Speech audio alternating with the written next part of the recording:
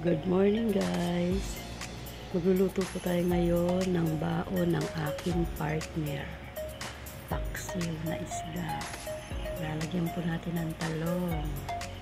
Tayo nitong luya, pampawala ng langsa, sili, bawang, asin, bacon at paminta. Siyempre may asukal para hindi po siya maasim at maalat. Ilagay na po natin itong talong isa-isa sa ilalim. Ayan.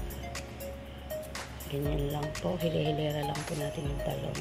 Ayan. Dan. Isunod po natin yung ating isda. Ayan. Hili-hilera lang din po natin ang ating isda.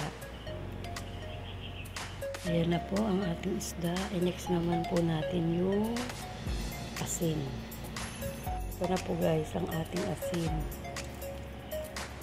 Dinamihan ko po talaga yan kasi maglalagay pa po tayo ng suka. Tatabak pa rin po yan. Ayan. Next po natin, ito po ang ating dagdag pampalasa. Ayan. Po, lagyan po natin ng powder. Ayan, lagyan po natin siya ng powder. Next po natin ang ating bawang. Ayan ang ating bawang, pampabango. Isunod naman po natin, ang ating isusunod ay luya. Pampawala po yan ng langsa.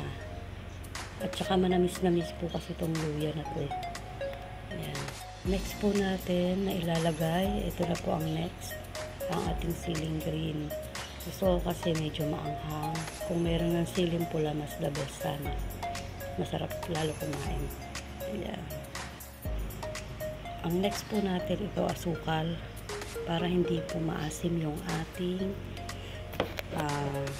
paksiw. Ayan. Para po hindi siya maasim.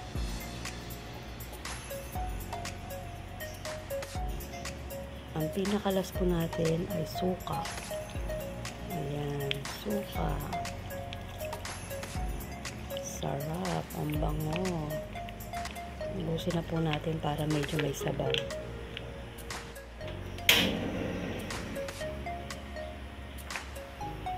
Ayan guys, takpan na natin.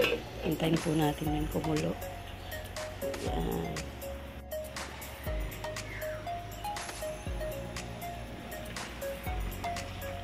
Ayan, luto na ang ating paksiw. Ang bango. Good morning guys. Dan na magluto. Kainan na guys. Good morning. Breakfast na. Ang ating paksiw. May talong. At magkape po tayo guys. Eating na tayo. Dan.